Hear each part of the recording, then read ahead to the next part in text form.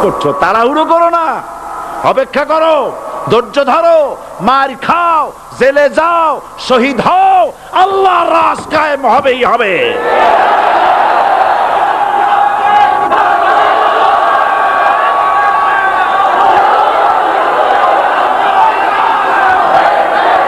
Building থেকে শিক্ষা গ্রহণ করুন, বিল্ডিং, ইমারত, দালান থেকে শিক্ষা গ্রহণ করুন। এই যেটা দালান আছে না পাশে, দেখতে পাচ্ছেন, এই দালান কি দিয়ে তৈরি করা হয়েছে বলেন? ইট। সমস্ত ইটেরা যদি ধর্মঘট করত, আমরা কেউ মাটির তলায় যাব না, কেউ আমরা আগুনে পুড়ে ঝামা হব না, পিক হব না, কেউ আমরা টুকরা টুকরা হব না, সবাই থাকবো উপরে উপরে, তাহলে কি দালান হইতো নাকি? এই বিল্ডিং নির্মাণ করতে গিয়া ইটের যে স্যাক্রিফাইস, হাজার হাজার ইটকে পিক হতে হয়েছে, পুড়ে যেতে হয়েছে, খোয়া হতে হয়েছে, ভেঙে টুকরা টুকরা হয়ে 50 ফিট মাটির নিচে যেতে হয়েছে, তারপরে ইমারত গঠন হয়েছে, সুন্দর দালান তৈরি হয়েছে। যারা ইসলামী শাসন চান, আল্লাহর দ্বীনকে বিজয়ী দেখতে চান, তাদেরকে অসংখ্য মানুষকে পোড়া ইটের মতো জেলখানায় পুড়ে পুড়ে মরতে হবে, অসংখ্য মানুষকে ফাঁসির কাস্টে ঝুলতে হবে, গায়ের রক্ত দিতে হবে, শহীদ হতে হবে, তারপরে ইসলামের ইমারতটা কায়েম হয়ে যাবে।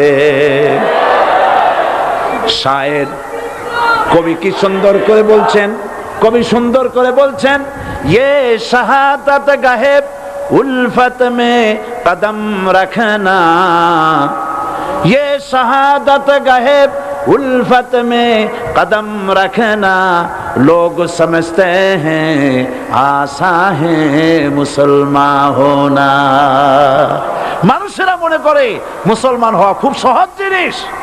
না, মুসলমান হওয়ার অর্থ হলো শাহাদাতের ঈদগাহে শামিল হয়ে যাওয়া।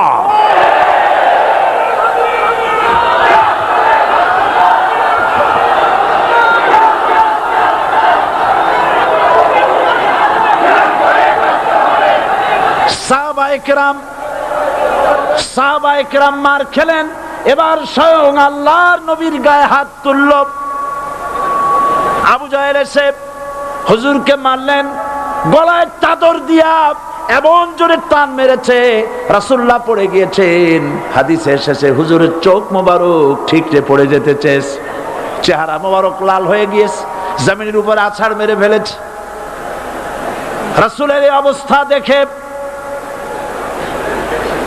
হযরতে হামজা তখনও কাফের ছিলেন, শিকার থেকে এসে তিনি এই দৃশ্য দেখলেন, দাসীর মুখে শুনলেন, ছুটে চলে গেলেন আবু জাহেলের বাড়িতে। যায় বলে, আবু জাহেল রে, তুই মুহাম্মদ সাল্লাল্লাহু আলাইহি ওয়াসাল্লাম মেরেছিস, বল কেন মারলি? এমন ভালো মানুষ তো জীবনে চোখে দেখি নাই, যিনি কোনো মিথ্যা কথা বলেন না, ভালো ভালো কথা বলেন, এক আল্লাহর গোলামি করার জন্য বলেন। এই সব ভালো কথা বলার জন্যই তুই তারে মারলি নাকি?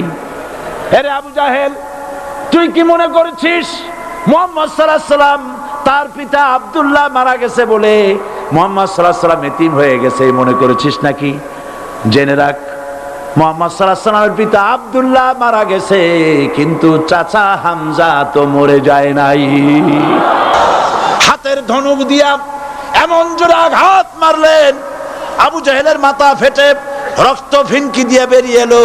হযরতে হামজা ঘরে ফিরে এসে রাসূল করিম সাল্লাল্লাহু আলাইহি ওয়াসাল্লামের মস্তক মোবারক কোলে উঠায় নিলেন আর বললেন, বাবা, তোমাকে মেরেছে বলে আমি আবু জাহেলের মাথাটা ফাটাই দিয়ে আসছি, তুমি খুশি হও। হুজুর বলছেন, চাচা, কার মাথা ফাটাইছো এইটা বলে আমারে খুশি করতে পারবা না। হযরতে হামজা বলেন, তুমি কি হলে খুশি হবে? হুজুর বলেন, হামজা চাচা গো, আমি খুশি হব যদি একটিবার চাচা তোমার মুখে শুনতে পাই ঈমানের কালেমা। হযরতে হামজা বলেন, মুহাম্মদ সাল্লাল্লাহু আলাইহি ওয়াসাল্লাম, আমি বুঝতে পেরেছি তুমি কোনো সাধারণ মানুষ নয়। সাধারণ মানুষ হলে পরে তুমি প্রতিশোধে বিশ্বাসী হতে, খুশি হতে। প্রতিশোধে বিশ্বাসী হও নাই, তুমি অবশ্যই আল্লাহর নবী, কোনো সন্দেহ আমার নাই। তুমি সাক্ষী থাকো, আমি পড়ে নিলাম, লা ইলাহা ইল্লাল্লাহু মুহাম্মাদুর রাসূলুল্লাহ। জোরে পড়ে, লা ইলাহা ইল্লাল্লাহু মুহাম্মাদুর রাসূলুল্লাহ।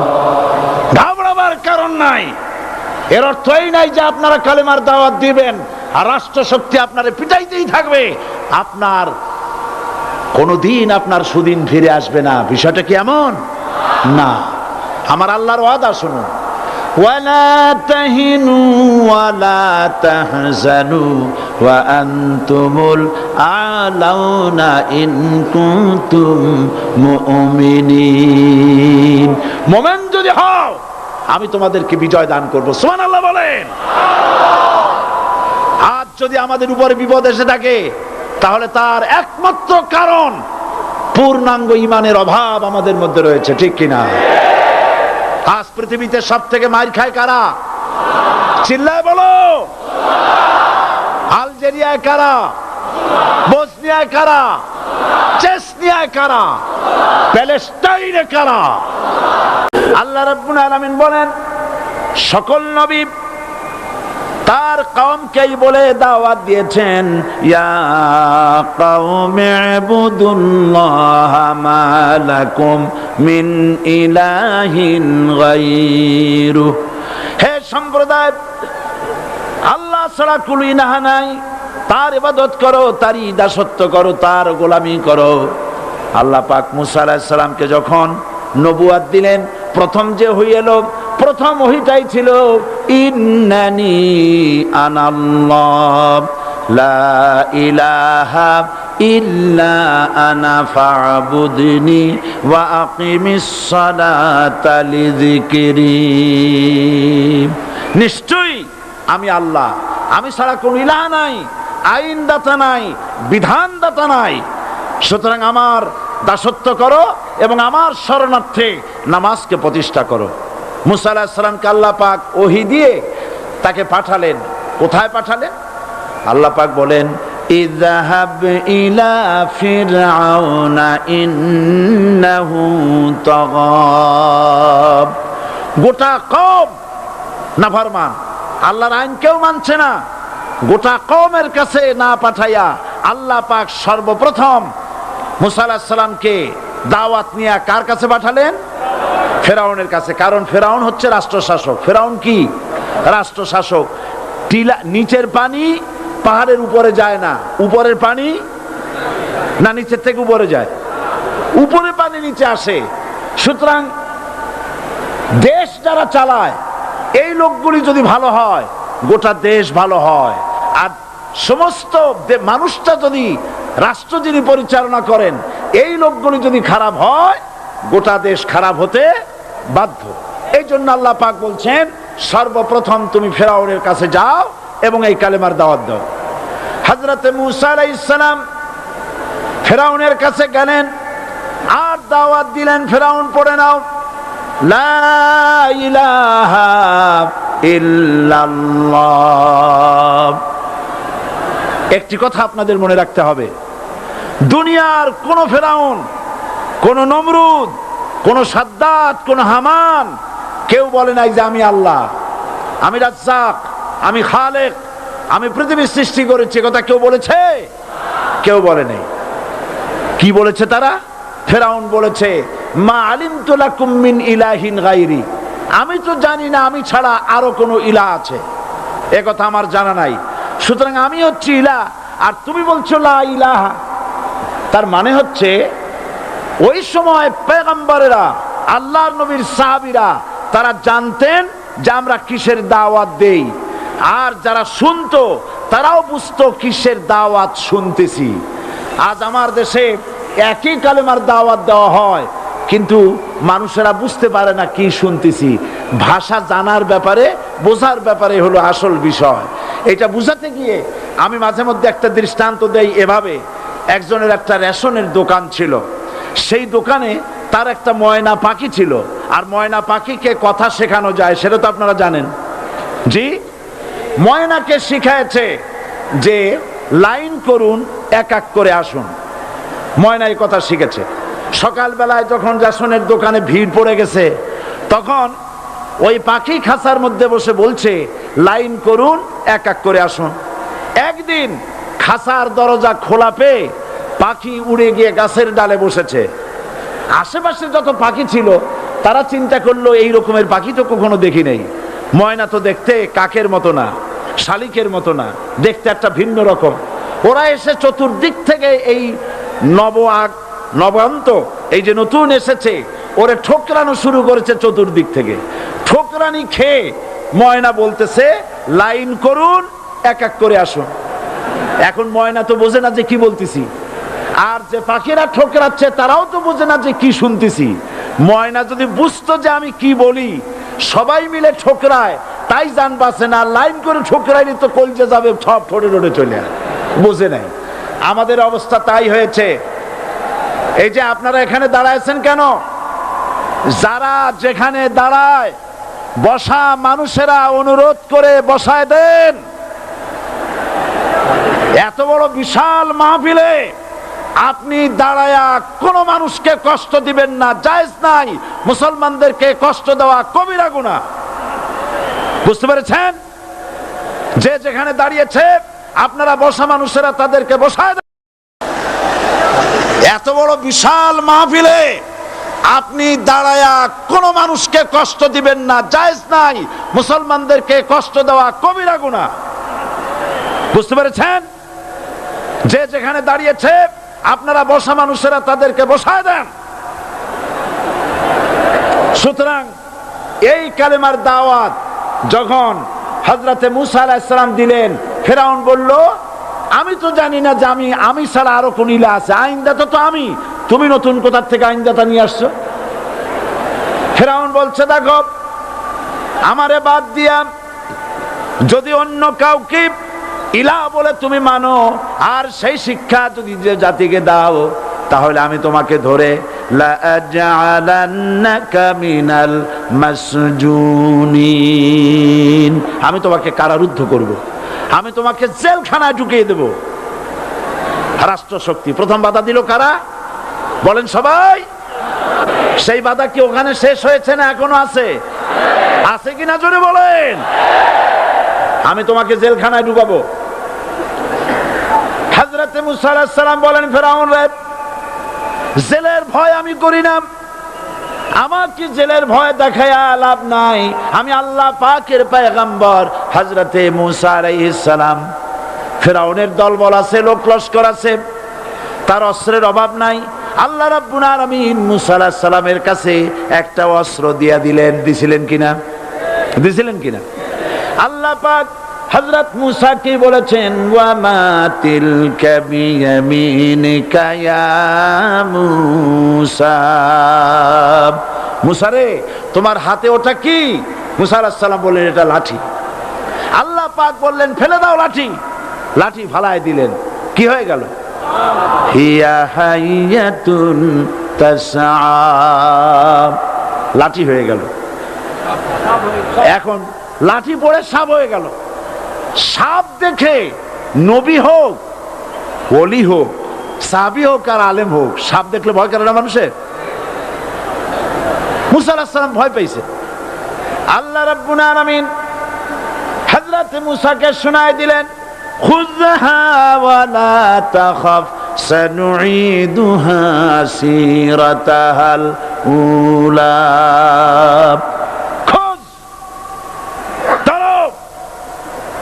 লা তাখাফ, ভয় পেও না। আল্লাহ বলছেন ধরো, ভয় পেও না। ধরার সঙ্গে সঙ্গে স্বাভাবিক অবস্থায় ফিরে আসবে, আবার লাঠি হয়ে যাবে। এখন আল্লাহ বলছেন ধরো। মুসা আলাইহিস সালাম কি ভয় পাওয়া উচিত হবে? উচিত হবে? মুসা আলাইহিস সালাম কি ভয় পাইছিলেন? কারণ হচ্ছে এই দুশমনের শক্তিটা খুব বড়ই দেখা যায়, মনে হয় যেন অনেক বড়, কি জানি কি। আল্লাহ পাক বলছেন ইন্না কাইদাশ শায়তানে কানা দাঈফা, শয়তানের চক্রান্ত যতই তুমি মনে করো অনেক ষড়যন্ত্রের জাল বিস্তার হয়ে আছে, আল্লাহ কয় কিছুই না, দাঈফা, অত্যন্ত দুর্বল। আল্লাহ পাক বললেন ধরো। মুসা আলাইহিস সালাম সাপ ধরলেন, সঙ্গে সঙ্গে লাঠি হয়ে গেল। ফেরাউন বরদাস্ত করলো না। রাষ্ট্রশক্তির পক্ষ থেকে আক্রমণ শুরু হলো। অপরাধ কি? মুসা আলাইহিস সালামের অপরাধ কি? কি অপরাধ? মাশাআল্লাহ, বুঝতে পেরেছেন। অপরাধ হচ্ছে তিনি বলেছেন লা ইলাহা, জোরে বলেন লা ইলাহা ইল্লাল্লাহ। এই কালেমাকে আজ আমরা ভিক্ষার বুলি বানাইছি। এটা হলো সার্বভৌমত্বের বুলি, এটা হচ্ছে আল্লাহ পাকের সার্বভৌমত্বের কথা। আজ আমরা মানুষের কাছে আমরা শুনি, মানুষেরা ভিক্ষা চায়, লা ইলাহা ইল্লাল্লাহ, এক মুঠ চাউল দেন, লা ইলাহা ইল্লাল্লাহ 10 খান পাই দেন। এই হচ্ছে কালেমার জিকির। আবার কেউ কেউ জিকির করতেছে লা ইলাহা আস্তে, ইল্লাল্লাহ জোরে, এমন জোরে কলব সাফ করে, কলব তাতে থাকলেও পারে গেলেও পারে। এই কালেমার জার, এর আঘাত পয়গম্বররা মেরেছেন। হযরতে মূসা আলাইহিস সালাম যখন বলেছেন লা ইলাহা ইল্লাল্লাহ, এই ধাক্কা ফেরাউন বরদাশত করতে পারে নাই। দরিয়ায় নীলের ভিতরে আল্লাহ পাক ডুবাইয়ে শেষ করে দিয়েছেন, দেন নাই? হযরতে মূসা আলাইহিস সালাম তার উম্মতেরা দরিয়ার পাশে বসে দ্বীনি কথাবার্তা বলতেছেন। এমন সময় ফেরাউন, তার শত্রু হচ্ছে মূসা আলাইহিস সালাম। শত্রু কেন? মূসা কি ফেরাউনের পাকা ধানে মই দিয়েছে নাকি?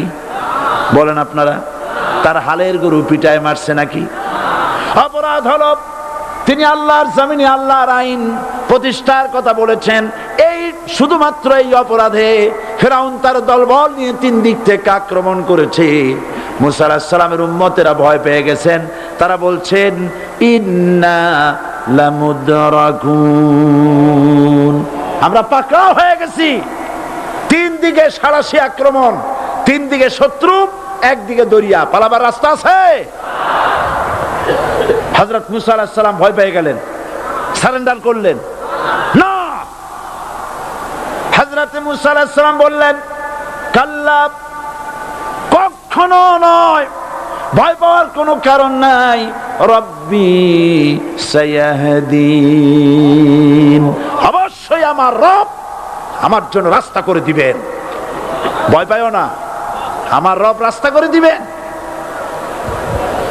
আল্লাহ রাব্বুল আলামিন হযরত মূসা আলাইহিস সালামকে অর্ডার করলেন, হাতের লাঠি দিয়া দরিয়ার উপরে আঘাত করো। হযরত মূসা আলাইহিস সালাম দরিয়ার উপর আঘাত করলেন। রাস্তা ছিল দরকার একটার, এক বাড়িতে আল্লাহর হুকুমে লাঠি দিয়ে একটি আঘাত করার সঙ্গে সঙ্গে হযরত মূসার তার সঙ্গী সাথী দরিয়া পার হওয়ার জন্য দরিয়ার মধ্য দিয়ে আল্লাহ 12টা রাস্তা পয়দা করে দিলেন।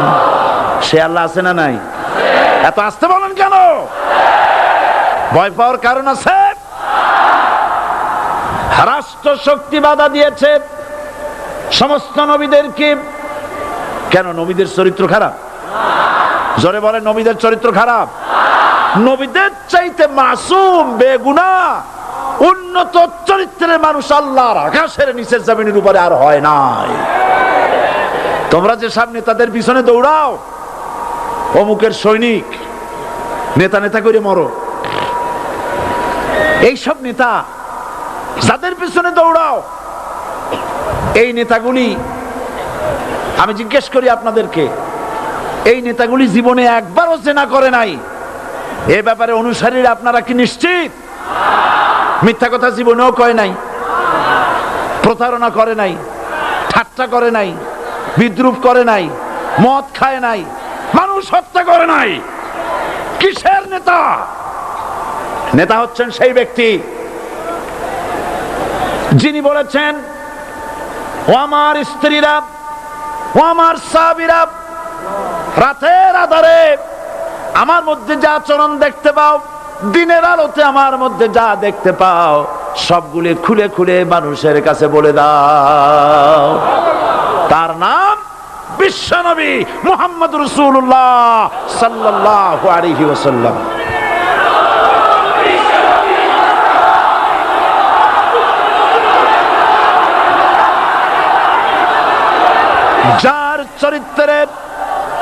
যার চরিত্রের সার্টিফিকেট আল্লাহ রাব্বুল আলামিন নিজে দিচ্ছেন, ওয়া ইন্নাকা লাআলা খুলুকিন আযীম। নবী হে, উন্নত চরিত্রের উপরে আপনি প্রতিষ্ঠিত। সুবহানাল্লাহ। কে সার্টিফিকেট দিচ্ছেন? আজিম, আজিম। আরবিতে চওড়াকে বলা হয় আরিদ, গভীরতাকে বলা হয় আমিক। কত প্রশস্ত, যা মাপার কোনো ফিতা নাই, কত গভীর, যা মাপার কোনো যন্ত্র নাই, এইটাকে আরবিতে বলা হয় আজিম। সুবহানাল্লাহ বলতে ইচ্ছে করে না? ও নবী, তোমার চরিত্র এমন যা মাপার মতো যন্ত্র পৃথিবীতে নাই। এই সার্টিফিকেট দিলেন কে?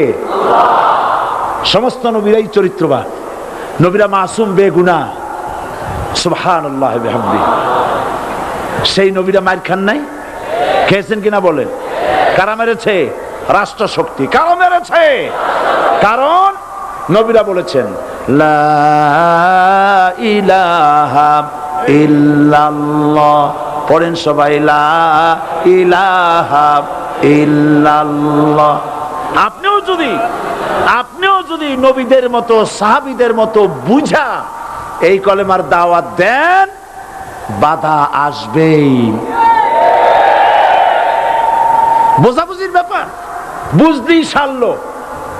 কত মাহফিল হয় বাংলাদেশে, হয় না?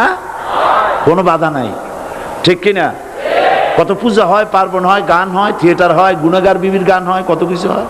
কোনো বাধা আছে? তাফসীরের মাহফিলে বাধা। কারণ ওরা বুঝতে পেরেছে এ তাফসীরের মাহফিলে গাজীর গীত হয় না, এ তাফসীরের মাহফিলে আল্লাহর সার্বভৌমত্ব কায়েমের আন্দোলন চলে।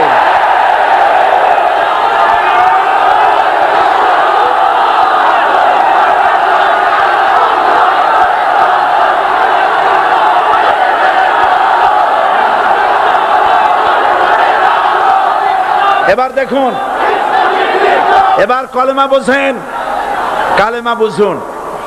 বঙ্গভবনের সামনে দাঁড়াইয়া, গণভবনের সামনে দাঁড়িয়ে আপনি যদি কালেমার জিকির করতে থাকেন, লা ইলাহা ইল্লাল্লাহ, লা ইলাহা ইল্লাল্লাহ, লা ইলাহা ইল্লাল্লাহ, লা ইলাহা ইল্লাল্লাহ, 2-1 ঘন্টা, 2-4 ঘন্টা, দেখবেন অফিসাররা এসে বলবে, না জানি কোন খাজা বাবা আসছে, আসেন আসেন, নিয়ে খাইতে দেবে, হাদিয়া দেবে। যেহেতু যিনি পড়তেছেন উনি বোঝেন না কি বলতেছেন, আর যারা দাওয়াত দিয়ে নিয়ে গেল ওরা টের পায় নাই যে কি শুনে দাওয়াত দিতেছে। কিন্তু আপনি যদি বঙ্গভবন, গণভবন, সেক্রেটারিয়েট আর পার্লামেন্ট এর ভিতরে ঢুকে যদি বলেন, কোন মানুষের তৈরি করা আইন মানি না, কোন সরকারের সার্বভৌমত্ব স্বীকার করি না, কারো বিধান মানি না, কারো তৈরি করা আইনের সামনে মাথা নত করি না, আল্লাহ ছাড়া কারো বিধান মানি না, হাদিয়া আসবে, খাইতে দেবে, পকেটে টাকা দেবে, খাওয়াবে এক জায়গায় নিয়ে। কোন জায়গায়? লাল দালানে। বোঝাবুঝির ব্যাপার। পয়গম্বরেরা দাওয়াত দিয়েছেন আয়াতুল কুরসি, ফরজ নামাজ পড়িয়া দেখছি অনেকেই জামার বুতাম টুতাম খুলিয়া তারপরে জোরে একটা ফু দেন। অসুবিধা নাই, ফু আপনি দেন, কিন্তু কি পড়ে ফু দিচ্ছেন আপনি কি বুঝছেন কিছু? সুবহানাল্লাহ। বুঝলি কি এই চেহারা হয়? এতগুলো মানুষ লাগে নাকি বিপ্লব করতে, কালেমার রস কায়েম করতে? 313 জন মুসলমান যথেষ্ট পৃথিবীতে। হযরতে হুদ আলাইহিস সালামকে যখন সমাজের লোকেরা, রাষ্ট্রের লোকেরা ঘিরে ফেলে দিল, সমাজ শক্তি, রাষ্ট্র শক্তি যখন তাকে ঘিরে ফেলে দিল, ষড়যন্ত্রের পাহাড় তুলে দিল, তারে মেরে ফেলে দিবে, হযরত হুদ দেশ থেকে তা পালায় গেলেন না, ভয় পেলেন না। হযরতে হুদ আলাইহিস সালাম বললেন, কোরআনে কারিমে হযরত হুদের কথা কোট করা হলো, ফাকিদুনি জামিআন সুম্মা লা তুনজিরুন। সম্মিলিতভাবে ষড়যন্ত্র করো আমার বিরুদ্ধে, সবাই মিলে ষড়যন্ত্র করো, সুম্মা লা তুনজিরুন, আর আমাকে এতটুকু অবকাশ তোমরা দিও না।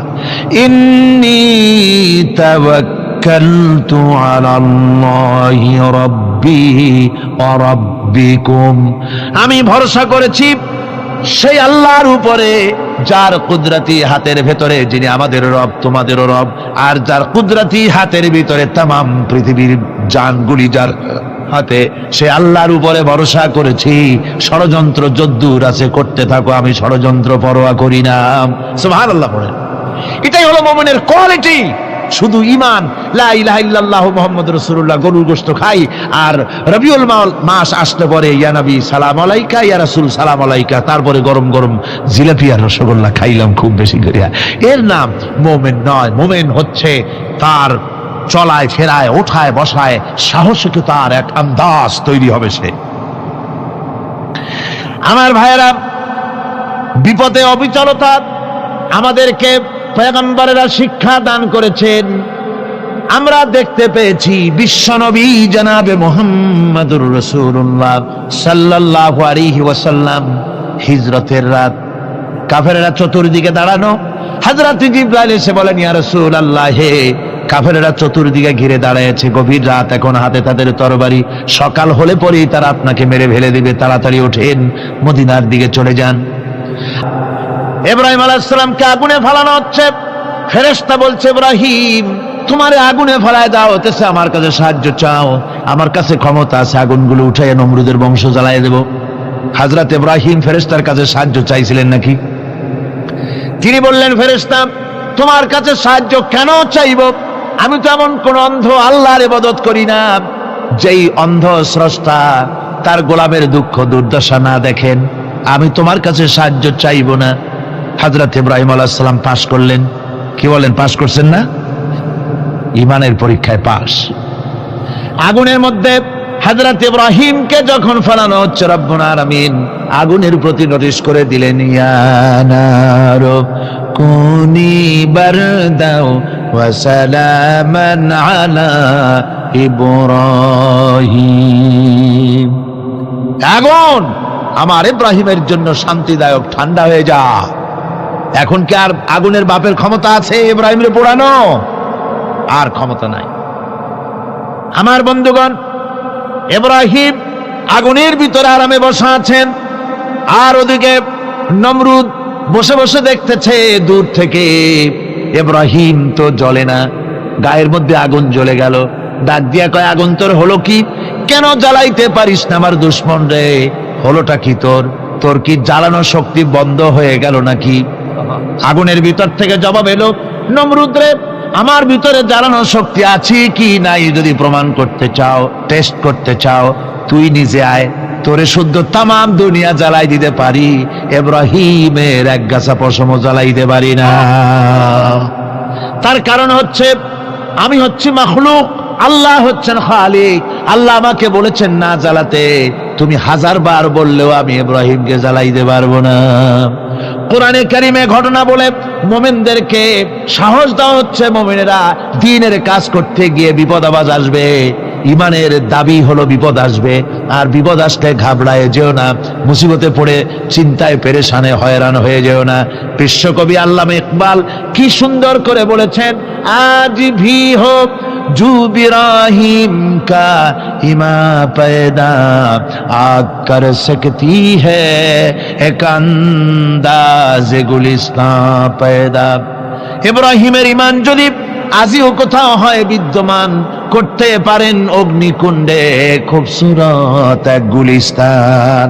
আজও যদি আগুনের ভিতরে কোন নমরুদ কোন ইব্রাহিমকে যদি ফেলে দেয়, আল্লাহ রাব্বুল আলামিন আজও আগুনকে ফুলের বাগান বানায়া দিবেন। সুবহানাল্লাহ। ভয় পাওয়ার কারণ নাই, চিন্তা করার কোনো কারণ নাই। আমার বন্ধুগণ, একবার রাসূল পাক সাল্লাল্লাহু আলাইহি সাল্লামের কাছে একজন মুশরিক এসেছেন, তার কাছে একটা ভাঙ্গা মূর্তি। হুজুর জিজ্ঞেস করলেন, তোমার মূর্তিটা ভাঙা কেন? লোকটি বলল যে এটি হচ্ছে আমার খোদা, একে আমি সব সময় সাথে রাখি, না জানি কোন সময় কোন বিপদে পড়ি, এই জন্য সাথে রাখি বিপদ থেকে বাঁচার জন্য। পথিমধ্যে আমার প্রকৃতির ডাক এলো, পেশাব পায়খানায় যাওয়ার প্রয়োজন হলো, তো মনে করলাম এমন জায়গায় এই খোদা নিয়ে যাওয়া উচিত না। খোদাকে রাস্তার উপরে রেখে তারপরে গেলাম কাম সারতে। কাম সেরে এসে দেখি যে এইটার মাথা থেকে শুরু করে পা পর্যন্ত ভিজা। মনে করলাম খোদার শরীর ভিজা, না জানি নিশ্চয়ই কোনো পবিত্র বরকতপূর্ণ পানি হবে। তো এই বরকতপূর্ণ পানি আমি নিজে একটু টেস্ট করলাম, জিহ্বা দিয়া চাটলাম, খাইলাম, দেখলাম যে কেমন কেমন গন্ধ আসে, আর কি একটা টক টক জাতীয় বিশ্রী রকমের। তো মনে করলাম পবিত্র পানি এরকমের গন্ধ হবে কেন? এদিক ওদিক তাকালাম, তাকিয়ে দেখি দূরে একটা কুকুর দাঁড়ানো, তার নিচের থেকে পানি টপকাচ্ছে। তখন ভাবলাম যে আসলে কোন বরকতের পানি এটা। আমি তখন রাগ করে এইটা ঠ্যাং ধরে আছাড় মারলাম যে তুই কি খোদা না তুই একটা হুদা? তুই তো নিজেরই ঠেকাতে পারিস না বিপদ থেকে, তো আমারে ঠেকাবি কি করে? হাদিস শরীফ এসছে, রাসূল পাক সাল্লাল্লাহু আলাইহি সাল্লাম তখন হেসে দিয়েছিলেন। সে হাসিতে হুজুরের দন্ত মোবারক বিকশিত হয়েছিল, শরীর মোবারক কেঁপে উঠেছিল।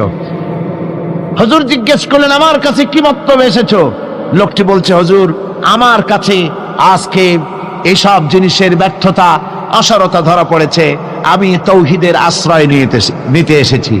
আল্লাহর নবী বললেন, পড়ো লা ইলাহা ইল্লাল্লাহু মুহাম্মাদুর রাসূলুল্লাহ। মুমিন ব্যক্তি আত্মমর্যাদার সৃষ্টি হয় তার কলিজার মধ্যে, আত্মসম্ভ্রম, আত্মসম্মান। সে কারো কাছে মাথা নত করবে না, তার কারণ সে জানে আমি যার গোলাম তিনি হচ্ছেন সকল ক্ষমতার উৎস। সকল ক্ষমতার উৎস কে? চিল্লায় বলতে হবে, সকল ক্ষমতার উৎস কে? কিন্তু আমার দেশের পার্লামেন্ট, আমার দেশের সংসদ, এই সংসদে নেতা নেত্রীরা সেখানে বসে বলেন সকল ক্ষমতার উৎস, সকল শক্তির উৎস জনগণ। বলেন এরকম, সকল ক্ষমতার উৎস জনগণ। এই ধরনের কথা বলা শিরক, বিশ্বাস করাও শিরক। জনগণের ক্ষমতা কোথায়? জনগণ শুধু ভোটের ক্ষমতা রাখে, ক্ষমতা দেওয়ার মালিক আর ক্ষমতা ছিনায় নেওয়ার মালিক জোরে বলেন কে? জনগণই যদি ক্ষমতার মালিক হয় তাহলে 9 বছরের রাজার 10 বছরের সাজা হয় কেমনে? জনগণ ক্ষমতার মালিক নয়, এটি একটি মিথ্যে কথা। এই কথাটি শিরক। কোন মুসলমানের কথা বিশ্বাস করা উচিত নয়। কথা বুঝতে পেরেছেন? কোন মুসলমানের বিশ্বাস করা উচিত নয়।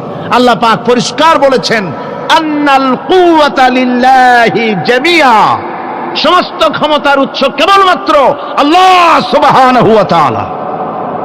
কিন্তু বেকুবরা বোঝে না, জনগণকে খুশি করার জন্য, তাদের ভোট যেন বারবার পাওয়া যায়, এই জন্য বলে সমস্ত ক্ষমতার উৎস জনগণ। বেকুবেরা, পাগলেরা বুঝে না, সেই জন্যই তারা এই কথাগুলি বলে। কয়েকটি কথা আমাদের দেশে চালু আছে যে কথাগুলি শুনলে খুবই খারাপ লাগে। একটা হচ্ছে সকল ক্ষমতার উৎস জনগণ, এটি মারাত্মক শিরকপূর্ণ কথা। আরেকটি কথা, যখন রেডিও টিভিতে বলা হয় যে কুতুবদিয়া, হাতিয়া সন্দ্বীপ, কক্সবাজার উপকূলীয় এলাকায় থেকে 280 মাইল স্পিডে বাতাস প্রবাহিত হবে, 30 ফিট উঁচু হয়ে জলোচ্ছ্বাস হবে, গ্রেট ডেঞ্জার সিগন্যাল নাম্বার 10 দেখাবার জন্য বলা হলো। সাথে সাথে তারপরেই রেডিও টিভি থেকে, সরকারি যন্ত্র থেকে সরকারের লোকেরা বলতে থাকেন এই বিরাট তুফান, জলোচ্ছ্বাস এবং ঘূর্ণিঝড়ের মোকাবেলা করার জন্য সেনাবাহিনী প্রস্তুত করে রাখা হয়েছে। কি বেকুবি! 30 ফুট জলোচ্ছ্বাস হবে, সেনাবাহিনী কর্মী কি বন্দুক নিয়ে দাঁড়ায় থাকবে? মোকাবেলা করবা, প্রচন্ড বাতাসের মোকাবেলা করবা তুমি সলিমুদ্দি। হ্যাঁ, বরং বলা যেতে পারে ঘূর্ণিঝড় এবং জলোচ্ছ্বাসের পরে যে দুর্যোগ সৃষ্টি হবে তড়িৎ গতিতে, আমরা সেই দুর্যোগকে, মানুষকে ঠেকাবার জন্য আমরা প্রাণ চেষ্টা চালাবো, আমাদের সব মেশিনারি সেজন্য প্রস্তুত আছে, এটা বলা যেতে পারে। কিন্তু ঝড়ের মোকাবেলা করব, মারাত্মক কথা, মারাত্মক কথা। আবার আরেকটি কথা খুবই মারাত্মক, এগুলো পত্র পত্রিকায় দেখি, অমুক দলের অমুক নেতা হসপিটালে মৃত্যুর সঙ্গে পাঞ্জা লড়তেছে। আজীব তামাশা! মৃত্যু কি তোমার মাইকেল টাইসন? মৃত্যু কি তোমার মোহাম্মদ আলী ক্লে যে পাঞ্জা লড়বা? মৃত্যুর সাথে পাঞ্জা লড়তে পারে এমন ক্ষমতা পৃথিবীর কারো আছে? সুতরাং এগুলো জাহালাতের কথা, মূর্খতার কথা। মৃত্যু যন্ত্রণায় ভুগছে এটা বলা যায়, মৃত্যু যন্ত্রণায় কষ্ট পাচ্ছে বলা যায়, মৃত্যুর সাথে পাঞ্জা লড়ছে সলিমুদ্দিন সাহস তো কম না। আমার ভাইয়েরা, সুতরাং সমস্ত ক্ষমতার উৎস কেবলমাত্র আল্লাহ সুবহানাহু ওয়া তাআলা। যাকে খুশি ক্ষমতায় দেন, যাকে খুশি ক্ষমতা থেকে নামায় দেন। এত বড় প্রচন্ড ক্ষমতার মালিক তিনি। রাতকে দিন বানান, দিনকে রাত বানিয়ে দেন, সাগরকে নগর করেন, নগরকে সাগরে পরিণত করে দেন, আমিরকে ফকির করেন, ফকিরকে আমির বানায় দেন, রাস্তার মানুষ ধরে নিয়ে, অপরিচিত লোক একজন ধরে নিয়ে রাষ্ট্রের মালিক বানায় দেন, প্রেসিডেন্ট বানায় দেন, আবার সম্মানের ফুলের মালা দিয়া গলা থেকে শুরু করে পা পর্যন্ত ফুলের মালা দিয়া ভরে দেন। নাফরমানি যখন বাড়তে থাকে, এত বড় ক্ষমতার মালিক আমার আল্লাহ রব্বুল আলামিন ফুলের মালাগুলি বাদ দিয়ে ফুলের মালার পরিবর্তে জুতার মালা গলায় পরাইয়া ফাঁসির মঞ্চে ঝুলাইয়া দেন। পারেন কিনা? প্রচন্ড ক্ষমতার মালিক তিনি। তিনি যদি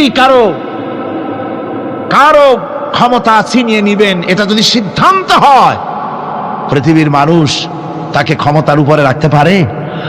আর আল্লাহ যদি কাউকে ক্ষমতা দিতে চান, সেই ক্ষমতা থেকে তাকে মাহরুম কেউ করতে পারে? পারেন। সমস্ত ক্ষমতার একমাত্র মালিক হচ্ছেন কে? আল্লাহ সুবহানাহু ওয়া তাআলা।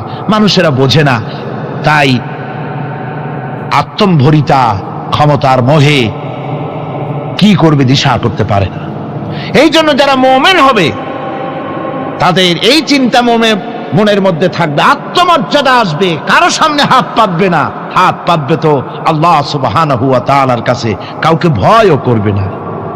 আত্মমর্যাদার কারণে সে তার রিজিক সম্পর্কেও নৃশংস হয়ে যাবে, অর্থাৎ রিস্ক সম্পর্কেও তার পরোয়া থাকবে না, যে হক কথা যদি বলি তাহলে যদি আমার চাকরি না থাকে। আছেন এরকম লোক? হক কথা যদি বলি, চাকরি যদি না থাকে, দাওয়াত যদি আর না হয়, গুলি খেয়ে যদি মরি, এই চিন্তাও মুমিনের লোকের মধ্যে থাকে না, যেহেতু তার আত্মমর্যাদা এসেছে। রিস্কের মালিক মসজিদের মুতাওয়াল্লি নয়। অনেক ইমাম আছে মসজিদে, হক কথা বলতে সাহস পায় না। আছে না? চট্টগ্রামে না থাকতে পারে, বিভিন্ন জেলায় আছে, হক কথা বলার সাহস পায় না। মনে করে রিস্কের মালিক মুতাওয়াল্লি অথবা সেক্রেটারি। আর দুর্ভাগ্যজনক সত্য, বাংলাদেশের অধিকাংশ মসজিদের মুতাওয়াল্লি আর সেক্রেটারি এমন লোক যারা ধর্মনিরপেক্ষতাবাদে বিশ্বাসী, যারা ইসলামের রাজনীতিতে বিশ্বাস করে না। এ ধরনের বহু লোক মসজিদের সেক্রেটারি, মেম্বার, মুতাওয়াল্লি হয়ে বসে আছে, আর মসজিদের ইমামদেরকে হক কথা বলতে দেয় না। আছে না?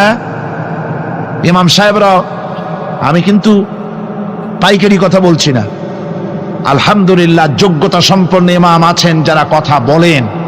আবার কিছু লোক আছে যারা ভয় পান, আমি তাদের উদ্দেশ্যে বলছি, কোরআনে কারীম বলছে রিস্কের মালিক হচ্ছেন আল্লাহ সুবহানাহু ওয়া তাআলা। তোমার রিস্কের পরোয়াটা কিসের? ইন্নাল্লাহা হুয়ার রাজ্জাকু যুল কুওয়াতিল মাতিন। রিস্কের মালিক তো আল্লাহ পাক, তার হাতেই সমস্ত রিস্ক। রিস্ক কার হাতে? বাংলাদেশ পৃথিবীর দ্বিতীয় বৃহত্তম মুসলিম দেশ। এই দেশে বসে মসজিদে কথা বলতে ভয় পায় মুসলমানেরা, মসজিদে বসে কথা বলতে ভয় পায়। কিন্তু ভারতের দিকে তাকান, ভারতের দিল্লির জুমা মসজিদের ইমাম আব্দুল্লাহ বুখারী, লোকটার জন্য দোয়া এসেই যায় দিল থেকে। যখন কলকাতার হাইকোর্টে কোরআনে কারীমকে ব্যান করে দেওয়ার জন্য মামলা দায়ের করা হলো, দিল্লির জুমা মসজিদের ইমাম বক্তৃতা করলেন। সেই বক্তৃতার ক্যাসেট আমার কাছে পৌঁছানো হয়েছিল। আমি বক্তৃতা যখন শুনছিলাম, আমার মনে হচ্ছিল যেন তার মুখ থেকে আগুন বর্ষণ হচ্ছে। তিনি বলতেছিলেন, যেই ভারতকে আমরা সাজায়েছি, এ ভারতকে আমরা পাতা পল্লব দিয়ে, শাখা প্রশাখা দিয়ে, ফুল দিয়ে, ফল দিয়ে গোটা ভারত 850 বছর বসে আমরা সাজিয়েছি। এ ভারতের কুতুব মিনার আমার, এ ভারতের তাজমহল, শীষমহল, এ ভারতের দেওয়ানি আম, দেওয়ানি খাস, এ ভারতের যা কিছু দেখার, যা কিছু সৌন্দর্য সব মুসলমানেরা করেছে। সেই মুসলমানদের কলিজা, সেই মুসলমানদের রূহ, গোটা পৃথিবীর মুসলমানদের মহজ, পৃথিবীর শ্রেষ্ঠ নেয়ামত আল্লাহ রাব্বুল আলামিনের আখেরি কালাম কোরআনের বিরুদ্ধে কেস হয়েছে। আব্দুল্লাহ বুখারী বলছেন, এই কোরআনের বিরুদ্ধে কোরআন ব্যান করার মতো রায় যদি ভারতের কোন জজ মুখ দিয়ে উচ্চারণ করে কোরআন ব্যান করা হলো, তিনি বলছেন, আমি ভারতের জুমা মসজিদের ইমাম শুধু নই, ভারতের 20 কোটি মুসলমানের ইমাম আমি। তিনি বলছেন যদি কোরআনে কারীমকে ব্যান করার রায় ঘোষণা করবে যে জজ, সে জজকে আমি পায়ের নিচে পাড়ায় ধরে বাম হাত দিয়ে তার জিহ্বাটা টেনে ছিঁড়ে ফেলে দেব।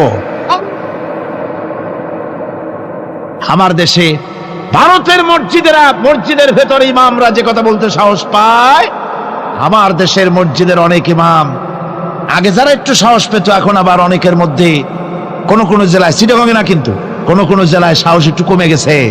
তার কারণ কিছু বেয়াদব রাজনীতিক তারা বলেছে মসজিদের মধ্যে রাজনীতি করতে দেওয়া হবে না। ওরা হচ্ছে বেয়াদব। জোরে বলেন ওরা কি? আরো জোরে বলেন ওই সব রাজনীতিবিদরা কি? তার কারণ হচ্ছে মসজিদে কি বলা হবে আর কি বলা হবে না তোমার মতো বেয়াদব রাজনীতিবিদের কাছ থেকে তাকেও জিজ্ঞেস করবে না। এ ফয়সালা হয়েছে 1400 বছর আগে। মসজিদে কি বলতে হবে আর না হবে তা শিক্ষা দিয়েছেন জনাবে মুহাম্মদ রাসূলুল্লাহ সাল্লাল্লাহু আলাইহি ওয়াসাল্লাম। ওলামাদেরকে মসজিদে ইমামতি যারা করে তারা হচ্ছে ইমাম নেতা। তোমরা তাদের সাথে আদব করতে হবে, তারা কি বলবে আর কি বলবে না ডিকটেট করার অধিকার কারো নাই। অধিকার আছে। সুতরাং আলিমদেরকে, মুমিনদেরকে, যারা নাকি কালেমা পড়ে মুসলমান হয়, তাদের সকলের এই সাহস মনের মধ্যে আসা দরকার, ব্যক্তিত্ব আসা দরকার। কারো পরোয়া নাই, পরোয়া করব শুধুমাত্র আল্লাহর। রিস্কের মালিক তিনি। আল্লাহ রাব্বুল আলামিন বলেছেন, ওয়ামা মিন দাব্বাতিন ফিল আরদি ইল্লা আলাল্লাহি রিজকুহা। এই পৃথিবীর বুকে এমন কোন বিচরণশীল জীব নাই যে জীবের রিস্কের দায়িত্ব আমি আল্লাহ আমার নিজ হাতে গ্রহণ করি নাই। সব জীবের রিস্কের চাবি আমার হাতে। কার হাতে? তাহলে ভয়টা কিসের? আপনার একটা পেট, তাই নিয়ে এত চিন্তা। অথচ এই পৃথিবীতে আল্লাহ পাক বলেন অসংখ্য প্রাণী আছে যাদের কোনো সঞ্চয় নাই। শকুনের মরা গরু অনেকগুলি ব্যাংকে জমা আছে নাকি? কবে কোথায় একটা মরা গরু পাইছে আর খোঁজ নাই, খবর নাই। ওগুলা কি না খাইয়া মরতে দেখছেন রাস্তায় পথে ঘাটে? সুবহানাল্লাহ বিহামদিহি। অসংখ্য প্রাণী এভাবে দুনিয়া আছে। আল্লাহ রাব্বুল আলামিন বলেন যাদের কোনো সঞ্চয় নাই, যারা কোনো সঞ্চয় করে না, এ ধরনের সাপগুলি, শিয়ালগুলি, বাঘগুলি, পাখিগুলি, জলচর প্রাণী, স্থলচর প্রাণী আর অন্তরিক্ষে মহাশূন্যে উড়ে বেড়ায় যেসব প্রাণী, এ ধরনের শত সহস্র কোটি কোটি প্রাণী, তারা সকাল বেলায় খালি পেট নিয়ে বেরিয়ে যায়। খালি পেট নিয়ে সকাল বেলায় বেরিয়ে গেল, আবার সন্ধ্যায় যখন বাসায় ফেরে সমস্ত প্রাণীগুলির পেট আল্লাহ রব্বুল আলামিন ভরে দেন। সুবহানাল্লাহ। একটা প্রাণীও খালি পেটে বাড়ি ফেরে না। সুবহানাল্লাহ, সুবহানাল্লাহ। অথচ তাদের কিন্তু জন্ম নিয়ন্ত্রণের ব্যবস্থাও নাই। জঙ্গলে যত প্রাণী আছে তারা কি কোনোদিন মিছিল করে এসে বলেছে বাংলাদেশ সরকার আমাদের জঙ্গলের মধ্যে কোনো খোঁজ খবর তো আপনারা রাখেন না। এখানে বাচ্চা কাচ্চা বেশি হইতেছে, আর খাওয়াইতে পারি না, এবার কিছু পরিবার পরিকল্পনার ওষুধপত্র পাঠান। কোনদিন বলেছে? বলে নাই, বলবেও না। কে খাওয়ায়? আল্লাহ পাক খাওয়া, আল্লাহ পাক খাওয়া। সুতরাং আল্লাহ রাব্বুল আলামিন রিজকের মালিক, একথা বিশ্বাস করতে হবে। সেই বিশ্বাসের অর্থ এই নয় যে আপনি চুপ করে বসে থাকবেন আর ফেরেশতারা রান্না করে আপনারে রূপচাঁদা মাছ খাওয়াই দিয়ে যাবে, এরকম না। বিশ্বাস করতে হবে, কাজ করতে হবে, এর ফলে আল্লাহ রাব্বুল আলামিন রিজকের ব্যবস্থা করবেন। ঈমান আনার পর প্রথম যে কোয়ালিটিটা হবে, সেই কোয়ালিটি হচ্ছে পার্সোনালিটি, আত্মসম্ভ্রম, আত্মমর্যাদা। দুনিয়ায় কারো সামনে মাথা সে নত করবে না, মাথা নত করবে কেবলমাত্র আল্লাহর কাছে। সে বিশ্বাস করবে খাইরিহি ওয়া শাররিহি মিনাল্লাহি তাআলা, ভালো মন্দ সব কার কাছ থেকে হয়? আল্লাহর কাছ থেকে হয়। সে কিছুতেই বিশ্বাস করবে না যে কোনো মাজারের কাছে গেলে, কবরের কাছে গেলে আমার তকদির পাল্টে যাবে, কোনো মোমেন তা বিশ্বাস করবে না। কথা বুঝতে পেরেছেন? ভালো করার মন্দ করার সবটা মালিক আল্লাহ সুবহানাহু ওয়া তাআলা। এরপরে 2 নম্বরের যে কোয়ালিটি সৃষ্টি হবে মুমিনের মধ্যে ঈমান আনার পর, সে গুণটা হচ্ছে সে বিনয়ী হবে। বিনয়, বিনম্রতা তার এক বৈশিষ্ট্য হবে। বিনয় এবং বিনম্রতার বৈশিষ্ট্য হবে। তার কারণ হচ্ছে ঈমান আনার পরে সে জানতে পেরেছে আল্লাহ রাব্বুল আলামিনের কর্তৃত্ব থেকে বেরিয়ে আসার ক্ষমতা কারো নাই। অহংকার করে যাব কোথায়? আস্ফালন করে যাব কোথায়? আল্লাহর রাজত্বের বাইরে, আল্লাহর ক্ষমতার বাইরে যাওয়ার ক্ষমতা তো কারোই নাই। সুতরাং অহংকার তার মধ্যে জায়গা পাবে না। আল্লাহ পাক দুনিয়ার সমস্ত মানুষের জিনকে পরিষ্কার করে বলেছেন, ইয়া মাশারাল জিন্নি ওয়াল ইনস ইন ইসতাতাতুম আন তানফুদু মিন আকতারিস সামাওয়াতি ওয়াল আরদ ফানফুদু লা তানফুদুনা ইল্লা বিসুলতান। হে পৃথিবীর মানুষেরা আর জেনেরা, যদি সম্ভব হয় আমার আকাশের নিচের থেকে, জমিনের উপর থেকে বেরিয়ে যা। লা তানফু, বেরিয়ে যেতে পারবে না। আমি আকাশ এবং জমিন থেকে যদি সম্ভব করতে পারো বেরিয়ে যা। আর যদি কোনো আকাশ থাকে তার নিচে যা, আর যদি কোনো জমিন থাকে তার উপরে যাও। এমন দেশ যদি পাও যেখানে আমার আলো ছাড়া কোনো আলো আছে, আমার বাতাস ছাড়া কোনো বাতাস আছে, আমার চাঁদ সূর্য ছাড়া কোনো চাঁদ সূর্য আছে, যাও সেখানে। আল্লাহ রাব্বুল আলামিন বলেন নাই এরকম যাওয়ার কোনো উপায় নাই।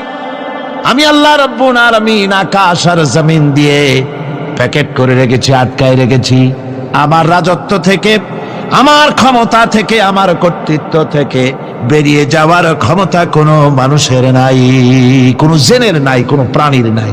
সুবহানাল্লাহ। মানুষ হচ্ছে, অহংকার কিসের হবে? তোমরা হচ্ছ ফকির। আল্লাহ পাক বলছেন ওয়াল্লাহুল গনিয়্যু ওয়া আনতুমুল ফুকারা।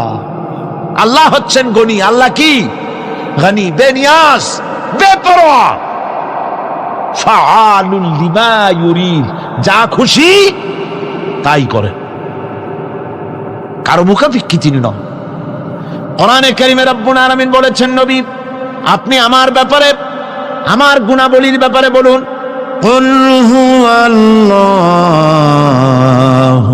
আহাদ, পড়েন সবাই। কুল হুয়াল্লাহু আহাদ আল্লাহুস সামাদ লাম ইয়ালিদ ওয়া লাম ইউলাদ ওয়া লাম ইয়াকুল লাহু কুফুয়ান আহাদ। আল্লাহ পাক বলেন, বান্দারে ও আমার নবী আপনি বলুন, আল্লাহ পাক এক এবং একক, তিনি নিরঙ্কুশ, তিনি বেনিয়াস, তিনি কারো মুখাপেক্ষী নন, তিনি কাউকে জন্ম দেন নাই, তাকেও কেউ জন্ম দেয়নি। আকাশ এবং জমিনে আল্লাহর সমকক্ষ কেউ নাই। তোমরা হচ্ছ ফকির, আর আমি আল্লাহ হচ্ছে বেনিয়াজ। লিল্লাহি মা ফিস সামাওয়াতি ওয়া মা ফিল আরদ, আকাশে যা আছে জমিনে যা আছে সব আল্লাহ, সব কার? আল্লাহ পাকের। সুতরাং কিসের অহংকার, কিসের মাতবাড়ি?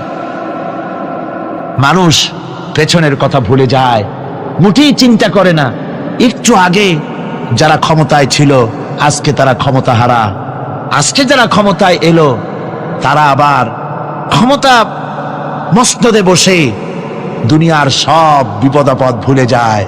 কি করে আরো বেশি লুটপাট করা যায়, আরো বেশি মানুষকে শোষণ করা যায়, মানুষ এই চিন্তাই করে, অহংকারে ক্ষমতার দর্পে ফেটে পড়ে, চিন্তা করে না পেছনের কথা। আল্লাহ রাব্বুল আলামিন বলেন, যারা নাকি মুমিন বান্দাদের বিনয় এবং বিনম্রতা তাদের মধ্যে সৃষ্টি হয়ে যাবে, তার কারণ হলো আল্লাহ পাক বলেছেন, ওয়ালা তামশি ফিল আরদি মারহান ইন্নাকা লান তাখরিকাল আরদা ওয়া লান তাবলুগাল জিবালা তুলা। ওয়ালা তামশি ফিল আরদি মারহান, আমার জমিনের উপরে অহংকার করে পা ফেলো না। তুমি কি পারবে অহংকার করে আমার জমিনটাকে ফাটাই দিতে? কি বলেন, পারা যাবে? অহংকার করে জমিনের উপরে লাথি মারেন জোরে, জমিন ফাটবে?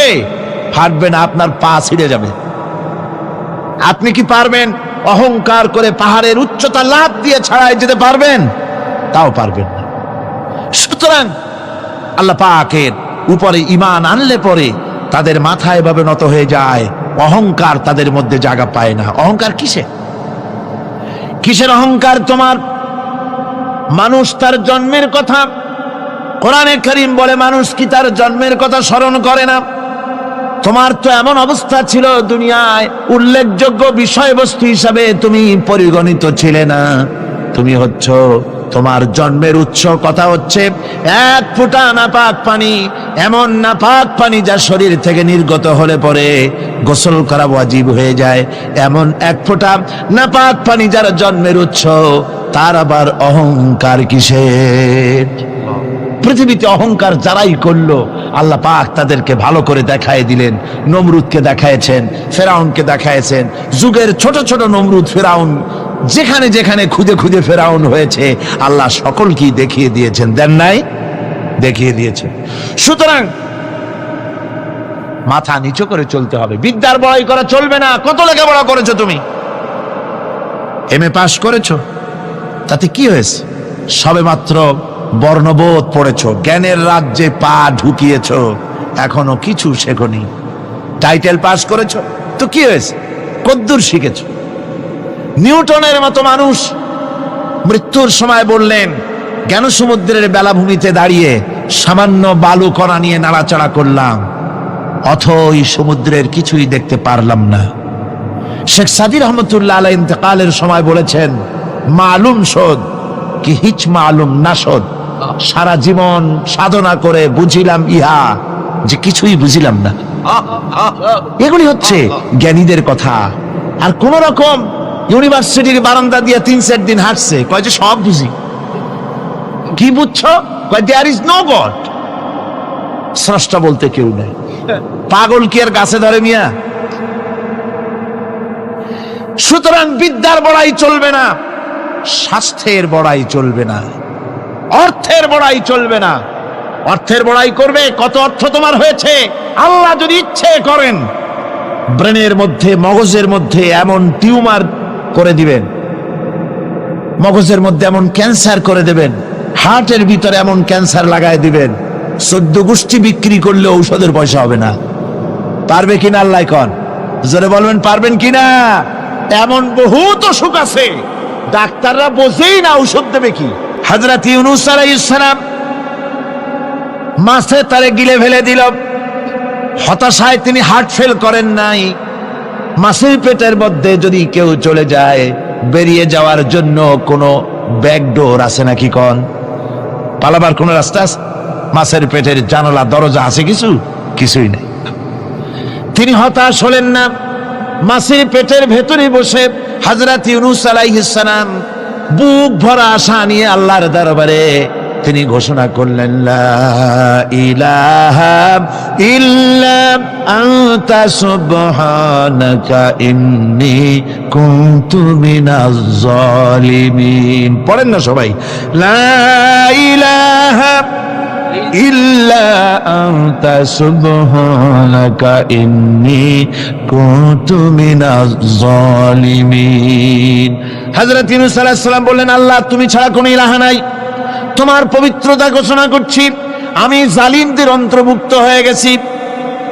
তিনি যখন চিল্লাচ্ছিলেন, মাছির পেটের ভিতরে বসে যখন কাতরুক্তি করতেছিলেন, আল্লাহ বুঝি তখন শোনেন নাই সে কথা? কি বলেন?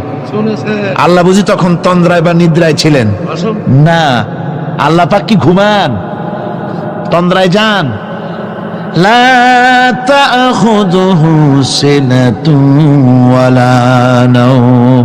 আল্লাহ রাব্বুল আলামিন বলেন, কোন তন্দ্রা বা নিদ্রা আল্লাহ রাব্বুল আলামিনকে স্পর্শ করে না।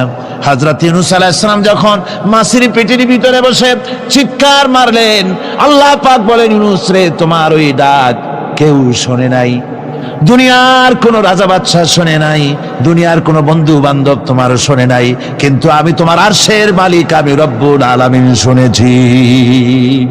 শুধু শুনি নাই, সঙ্গে সঙ্গে জবাব দিয়ে দিয়েছি।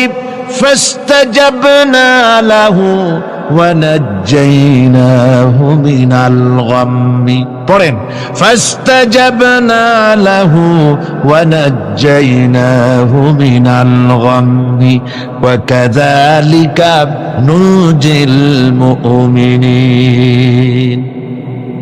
আল্লাহ পাক বলেন, আমি জবাব দিলাম। মাছের পেটের ভিতরে বেদনা শুরু হয়ে গেল, মাছ আর তলদেশে শুয়ে থাকতে পারলো না, সাঁতরাতে পারলো না, মাছ ভেসে উঠল উপরে। পেটের যন্ত্রণায় মাছ কিনারায় চলে এসে বমি করে দিতে পারলে যেন বাঁচি, এই অবস্থা মাছের হলো। কিনারায় চলে এলো, বমি করে ইউনূস আলাইহিস সালামকে ফেলে দিল, মাছও বাঁচলো, ইউনূস আলাইহিস সালামও বাঁচলো। আল্লাহ রাব্বুল আলামিন বলেন, মুমিনেরা শোনো, শুধু ইউনূসকে নয়, ওয়া কাযালিকা নুজিল মুমিনিন। এইভাবে করে মুমিন বান্দারা যদি আমাকে ডাকে, আমার কাছে যদি হাত ফাইলায়, আমি আল্লাহ রব্বুল আলামিন মুমিনদের এভাবে বিপদ মুক্ত করে দেই। আল্লাহ পাক বিপদ মুক্ত করে দেন। ওয়া মান ইয়াত্তাকিল্লাহা ইয়াজআল লাহু মাখরাজা। আল্লাহকে যে ভয় করে, আল্লাহ তার জন্য রাস্তা খুলে দেন। জোরে কোন সুবহানাল্লাহ। দেখেন, ইউসুফ আলাইহিস সালাম, জুলাইখা তাকে আটকায় ফেলেছে ঘরের মধ্যে, তালা দেওয়া, খিল দেওয়া, সিটকানি মারা, পালাবার পথ নাই, চতুর্দিকে উলঙ্গ নগ্ন চিত্র। আর এই সুন্দরী যুবতী নারী জুলাইখা তার প্রেম নিবেদন করেছে হযরত ইউসুফের কাছে। যৌবনে ভরা টকবগে যৌবনের যুবক হযরত ইউসুফ আলাইহিস সালাম, সৌন্দর্যের পিরামিড, বাঁচার কোনো পথ নাই জুলাইখার কুপ্রবৃত্তি চরিতার্থ করে দেওয়া ছাড়া। কিন্তু হযরতে ইউসুফ আলাইহিস সালাম আল্লাহ রাব্বুল আলামিনকে ডাকলেন, হতাশায় ভেঙে পড়লেন না, আল্লাহকে ভয় করলেন, আল্লাহকে ডাকলেন। আল্লাহকে ডেকে, আল্লাহকে ভয় করে তালাবদ্ধ দরজার দিকে যখন দৌড় মারলেন, রব্বুল আলামিন আপন কুদরতে দরজার তালাগুলি খুলে দিলেন। ভাইরা আমার, এভাবে করে মুমিনেরা কখনো হতাশ হয় না। ফাইন্না মাআল উসরি ইউসরা, ইন্না মাআল উসরি ইউসরা। মনে রাখতে হবে, দুঃখ কষ্টের সাথে থাকে সুযোগ সুবিধা, আর প্রত্যেক অসচ্ছলতার সাথে থাকে উদার সচ্ছলতা। এর কোনো বিপরীত কখনই হয় না। আল্লাহ রাব্বুল আলামিন এইভাবে করে মুমিনদেরকে বলেছেন যেন তারা হতাশায় ভেঙে না পড়ে। আল্লাহ পাক বলে, বান্দা যখন আমাকে ডাকে, আমি বান্দার একদম নিকটে, তার ঘাড়ের চাইতেও নিকটে। ওয়া নাহানু আকরাবু ইলাইহি মিন হাবলিল ওয়ারিদ। আমি আমার বান্দার সরব যে রগের উপরে তার মাথা, এর থেকেও আমি আমার বান্দার বেশি নিকটে। সুবহানাল্লাহ পড়ে। আমি তোমার কাছে, আমার কাছে মাপ চাও, যত বড় গুনাহ হোক। ওয়া ক্বালা রাব্বুকুম উদউনি আস্তাজিব লাকুম। তোমার প্রভু তোমাকে ডেকে বলেছে, আমাকে ডাকো, আমি মাফ করে দেব। সুবহানাল্লাহি ওয়া বিহামদিহি। কত বড় কথা, আমাকে ডাকো, নিরাশ হয়েও না, হতাশ হয়েও না। আল্লাহর গজব বেশি না রহমত বেশি? আল্লাহর রহমত বেশি।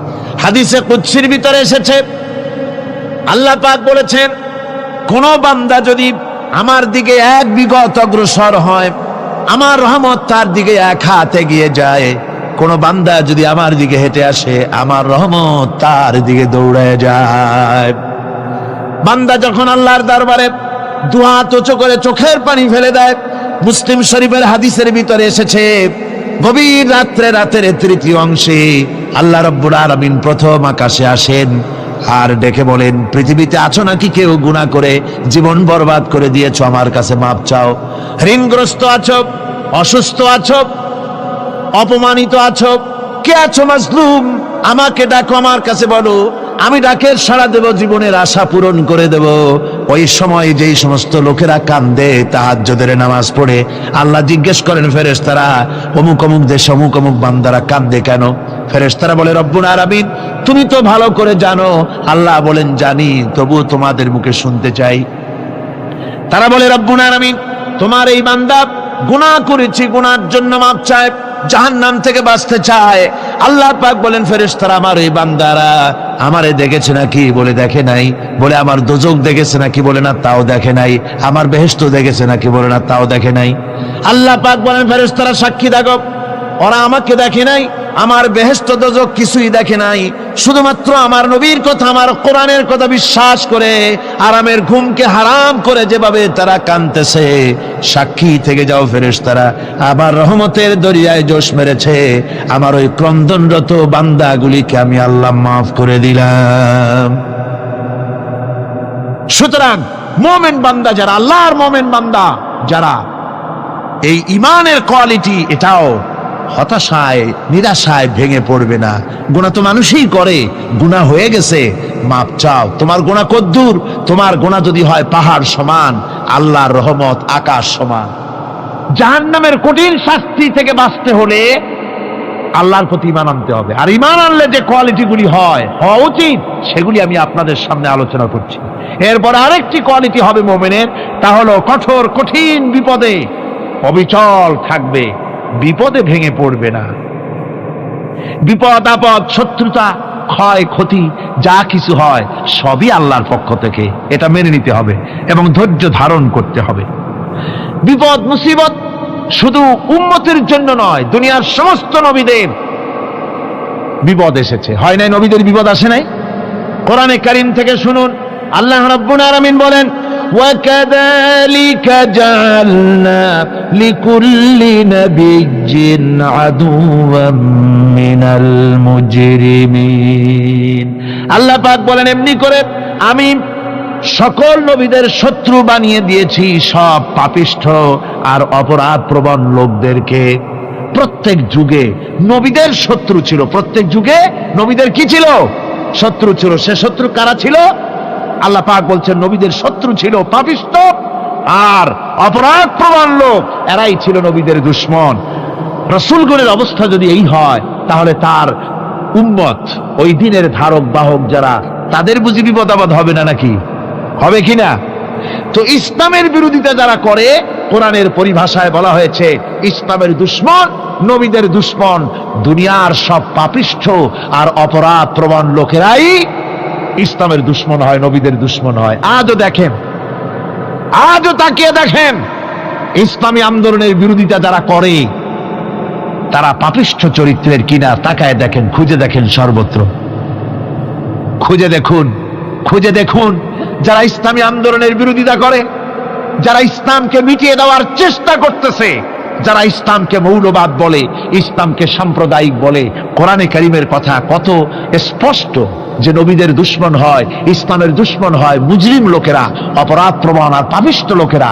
আজও আমরা দেখতে পাই এই শ্রেণীর লোকেরা পাপিষ্ঠ এবং সবচাইতে সমাজের নিকৃষ্ট ধরনের চরিত্রহীন লোক। নামাজ নাই।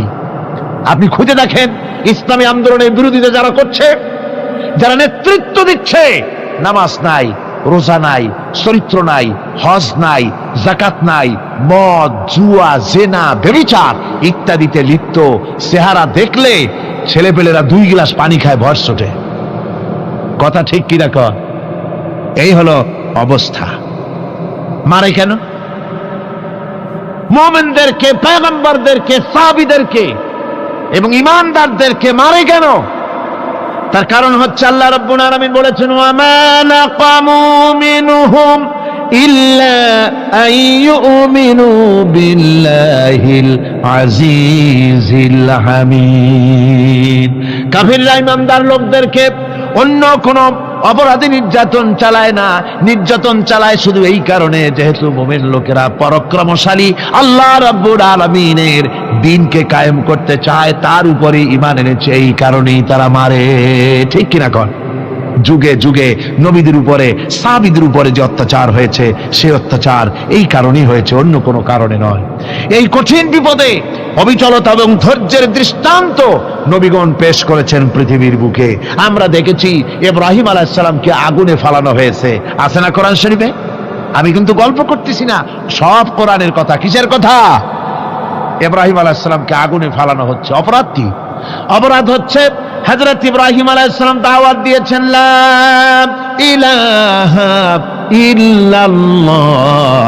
জোরে পড়েন লা ইলাহা ইল্লাল্লাহ, লা ইলাহা লা ইলাহা ইল্লাল্লাহ মুহাম্মাদুর রাসূলুল্লাহ।